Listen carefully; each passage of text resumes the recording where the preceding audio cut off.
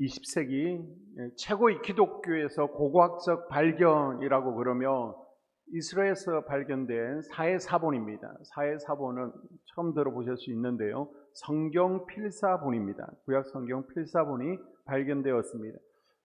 1947년 2월 어느 봄입니다. 한 양치기가 양을 치다가 양 한 마리를 잃어버린 게 된 거예요. 사해 주변이었습니다. 지도에 보시는 것처럼 사해 주변에 양을 잃어버렸는데 어디 있는지 몰라서 막 찾아 헤매게 되는 겁니다. 그러다가 쿰란이라는 예전에 에스네파라는 공동체가 활동하고 그랬던 지역인데요. 여러분 세례 요한을 기억하실 겁니다. 세례 요한도 에스네파였습니다. 이 지역에서 양을 찾아 헤매다가 이제 동굴이 있는 지역까지 오게 되었습니다. 그래서 혹시 저 동굴 속에 양이 있을까? 올라가기 힘들잖아요. 사진에서 보는 것처럼. 그래서 돌을 집어 던졌습니다. 그럼 양이 깜짝 놀라서 그러면서 뛰쳐나올까봐 돌을 집어 던졌는데 안에서 쨍그랑 항아리가 깨지는 소리가 나는 거예요. 그래서 그 유대 예루살렘 지역에는 과거 보물이 많았거든요. 그래서 보물을 발견한 모양이다. 기쁜 들뜬 마음으로 올라가서 확인했습니다. 항아리가 9개가 있는데 열어보니까 비어 있습니다. 실망이 이만저만이 아니었겠죠. 그리고 마지막 항아리를 열으니까 가죽 양핏이 두루마리가 9개가 나왔습니다. 그래서 보물을 기대했는데 보물을 찾지 못하고 가죽 양핏이 이거 어디였을까? 이것 가지고 신발끈을 만들까? 그러면서 어쨌든 한 묶음을 가지고 내려왔습니다. 그런데 이걸 또 신발끈을 만들기도 애매하고 그래서 그냥 중고 골동품 가게에다가 싼 값에 팔게 된 거예요. 그게 뭐냐? 바로 사해사본이었습니다. 이것이 이제 발견되고 나서 기독교를 발칵 뒤집어 놓는 아주 고고학적 큰 발견이 기독교 역사상 있게 된 것이죠. 지금까지요 구약 성경 원본은 발견되지를 않았습니다. 단지 필사본이라는 것이 존재하는데요. 이것이 발견되기 전까지는 1008년에 레닌그라드 사본이라는 구약 성경 사본이 가장 오래된, 지금으로부터 1000년 전에 있던 필사본이 가장 오래된 성경이었습니다. 그런데 이 사해사본은요, 고고학자들이 연구해 보니까 BC, 기원전 약 200년경에 기록된 것인데 우리가 가지고 있는 성경과 내용을 비교해 보니까 똑같은 겁니다. 그래서 돈으로 환산할 수 없는 그런 어마어마한 가치의 성경을 이 어린 양치기가 발견했다가 하마터면 그것을 버릴 뻔했던 해프닝이 있었습니다. 예전에 신안 앞바다 정도에서 고려 청자를 실었던 난파선이 발견됐잖아요. 가치를 모르는 그 어민들이 그냥 청자 밥그릇을 가져와다가 개 밥그릇으로 사용했던 우스갯소리가 있었는데요. 이것도 사해사본의 가치를 모를 때 일어난 해프닝이었습니다. 예수님께서는요, 오늘 본문 말씀을 통해서 천국에 대해서 두 가지 비유를 말씀하십니다. 그것이 바로 보물과 진주 비유입니다. 한번 따라 봅니다. 보물과 진주 비유. 보물과 진주 비유. 자, 먼저 44절을 다시 읽습니다. 천국은 마치 밭에 감추인 보화와 같으니 사람이 이를 발견한 후 숨겨두고 기뻐하며 돌아가서 자기의 소유를 다 팔아 그 밭을 사느니라. 아멘. 자, 오늘 이야기는 어떤 농부가 우연히 밭을 갈다가 보물을 발견한 데서 출발합니다. 아니, 땅에서 무슨 보물을 발견합니까? 은행 제도가 발전하지 못하고 또 전쟁이 많았던 곳에서 안전하게 내 재산을 보호하는 방법은 땅에 묻는 거였습니다. 이스라엘은요, 전쟁이 많았죠. 많은 또 강대국들이 침입을 했습니다. 그리고 약탈을 해갔습니다. 그래서 부유한 유대인들은 전쟁이 일어난다, 조짐이 보인다 그러면 집에 있는 귀한 물건을 다 땅속에다가 묻어버리는 겁니다. 아니면 깊은 동굴 속에다가 묻었습니다. 그래서 유대의 역사가 요세푸스는 지금 계속해서 요세푸스라는 역사가 나오고 있습니다. 유대인들은 전쟁의 불확실한 상황을 대비하기 위해서 금과 은, 기금속들을 땅속에 파묻어 두었다라고 기록하고 있습니다. 그래서 마태복음 25장에도 보게 되면요, 달란트 비유가 나오는데 무익한 종은 자기의 달란트를 잃어버리지 않기 위해서 어떻게 해요? 땅속에 묻어두잖아요. 그게 그 당시의 문화였습니다. 자, 전쟁이 끝나고 또 내가 필요하다 그러면 다시 꺼내서 찾았어야 되는데 문제는 뭐예요? 보물을 숨겨둔 사람이 전쟁터에 나갔습니다. 죽어버렸어요.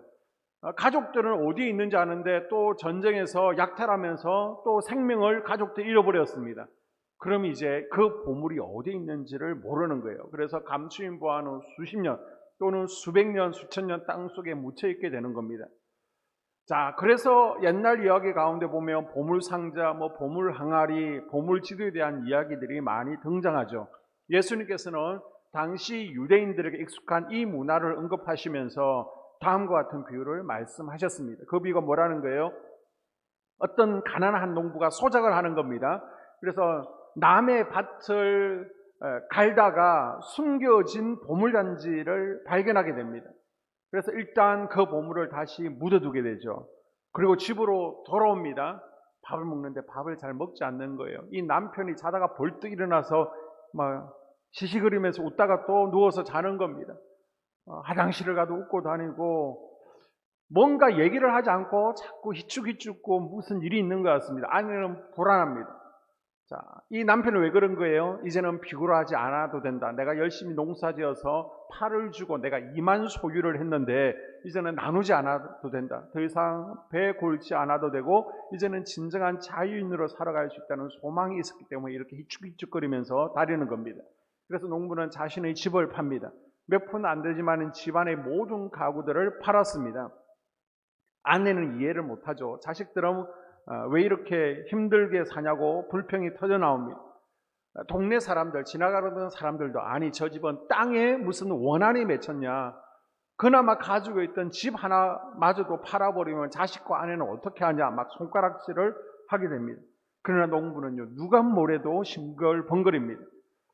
집이 없어요. 움막에서 잡니다. 그래도 힘들지 않습니다. 아내와 아이들이 불평하지만은 괜찮습니다. 왜요?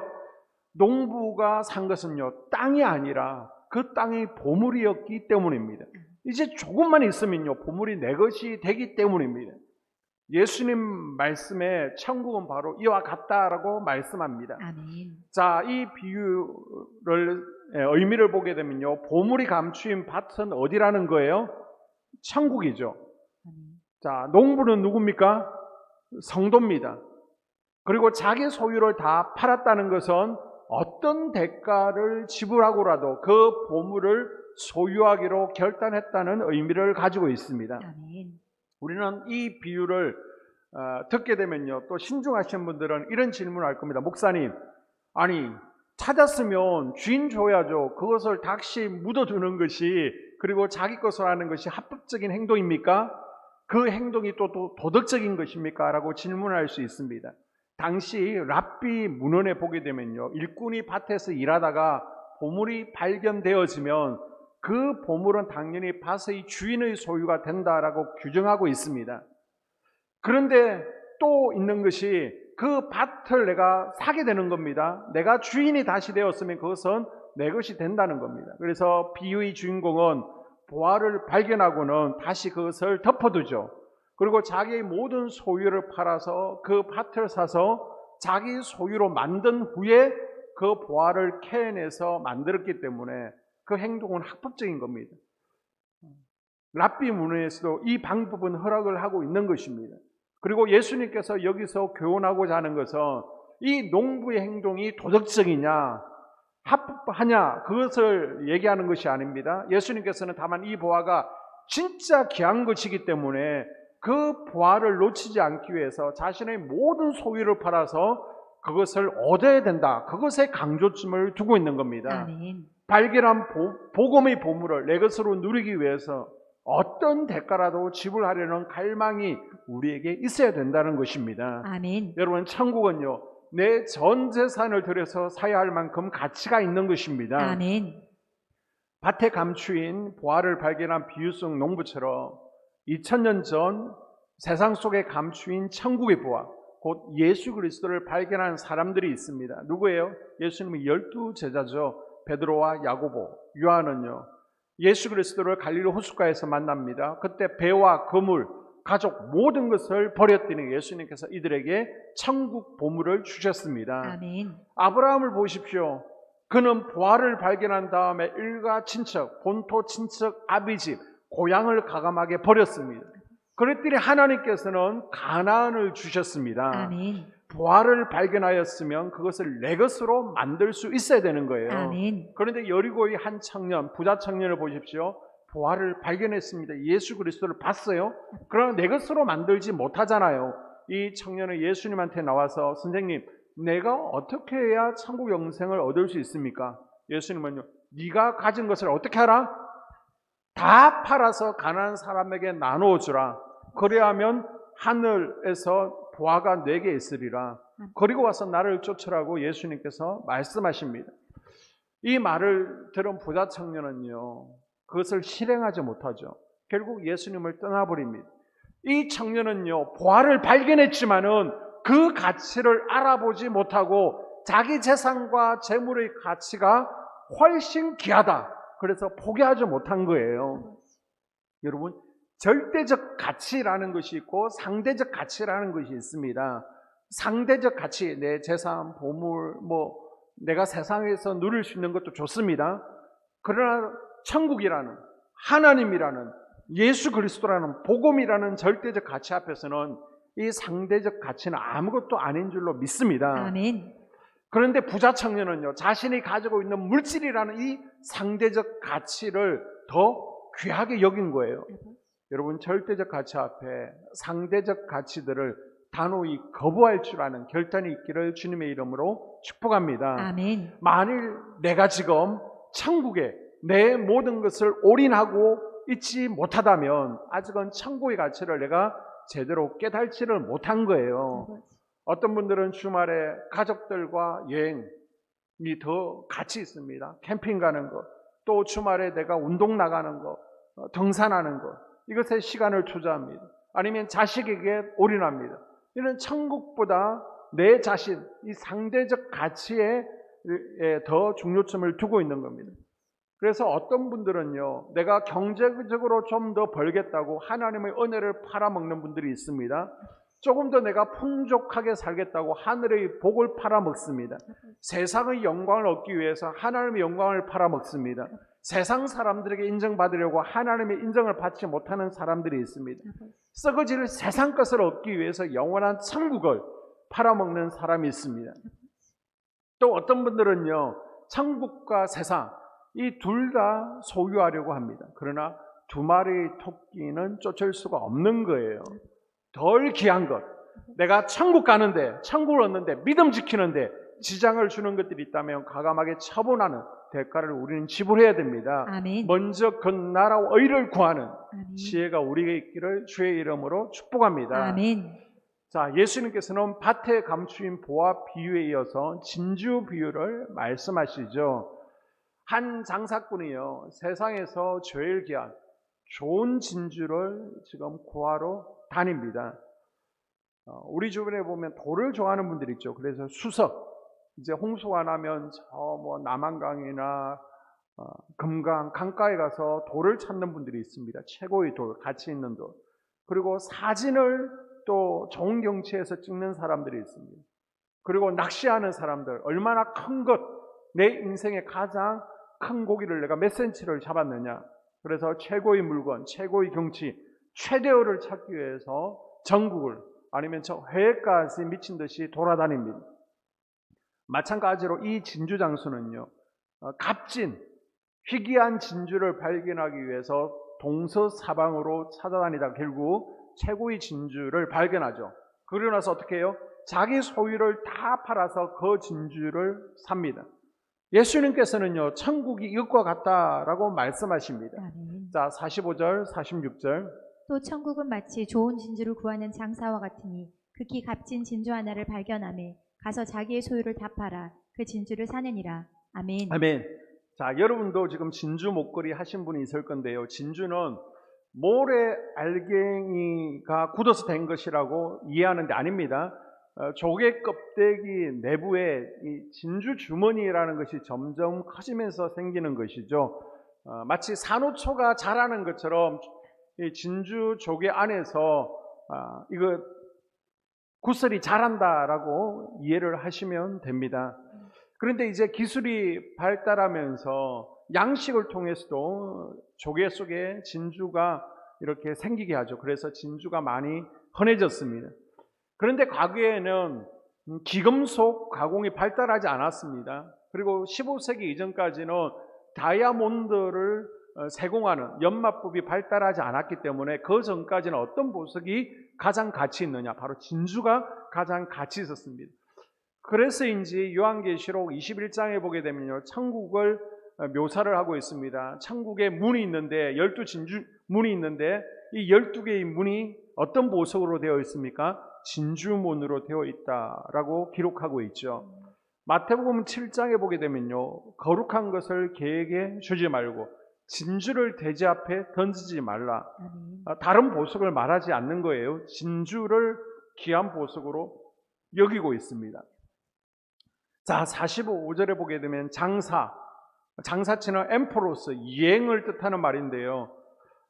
주로 이곳저곳 여행을 다니면서 장사하는 부유한 도매 상인을 장사라고 말합니다. 그리고 극히 값진 진주 하나라고 그러는데요. 그때 아주 값진 진주는 페르시아만, 인도양에서 나오는 진주를 최고의 것으로 쳐줬습니다. 그래서 그 당시에는 부자가 아니면요, 이 지역에서 나는 진주를 구입할 수가 없는 거예요. 자, 이 본문에 언급된 엠프로스 장사도요, 이 지역에 좋은 진주를 찾아다닌 겁니다. 그러다가 진짜 값진 진주를 발견하게 됩니다. 여기서 극히 값진에 해당되는 폴리티모는요, 45절에 보게 되면 좋은 칼루스가 있는데 이것보다 훨씬 고급스럽고 값나가는 것을 의미합니다. 자, 이 좋은 것보다 더 극히 값진 것을 발견한 장사치는 자신의 소유를 다 팔죠. 46절에 보게 되면. 자, 다 이것이 본질의 핵심이 되어집니다. 이 진주장수는 이 좋은 진주, 값진, 희귀한 진주를 하나를 위해서 전 재산을 어떻게 했다고요? 조금이 아니라 다 올인, 다 팔아서 이것을 사게 됐습니다. 이 감추인 보화 그리고 진주 비유는요, 내용이 비슷해서 쌍둥이 비유라고도 불리는데, 자, 이 두 비유는 공통점이 있습니다. 첫 번째 공통점은 농부나 상인이나 둘 다 진짜 가치, 무엇이 중요한지 가치를 아는 자였다는 겁니다. 천국은요, 이 세상의 그 무엇보다도 더 소중하고 가치가 있는 것입니다. 아멘. 이 천국을 차지하기 위해서는 우리가 이 세상 것들을 포기할 줄 아는 지혜가 있어야 된다. 아멘. 이 지혜를 지금 농부와 상인은 가지고 있었다는 겁니다. 아멘. 두 번째 공통점은요, 귀한 밭, 귀한 진주를 사는 결단이 있었다는 거예요. 아멘. 자, 46절, 44절에 보게 되면 다 팔아 샀다라는 겁니다. 사겠다는 게 아닙니다. 과거형입니다. 농부는 밭을 삽니다. 상인은 진주를 자기 소유로 만들기 위해서 자기의 전 재산을 다 팔았습니다. 아멘. 대단한 결단이죠. 야, 이 진주 정말 귀한 거네, 예쁘네, 사고 싶다. 그게 아니에요. 적극적으로 행동해서 내 모든 것을 팔아서 자기 밭을, 진주를 자기 것으로 만들었습니다. 아멘. 자, 이 두 비유의 차이점은 무엇입니까? 보화 비유는 애써서 구하지 않았던 사람이 우연히 쟁기질을 하다가 밭에서 보물을 발견하게 되었습니다. 그러나 진주 비유는요, 내가 가장 값진 진주를 찾겠다, 열심히 애쓰고 노력한 그 결과 값어치 있는 진주를 발견하게 됐습니다.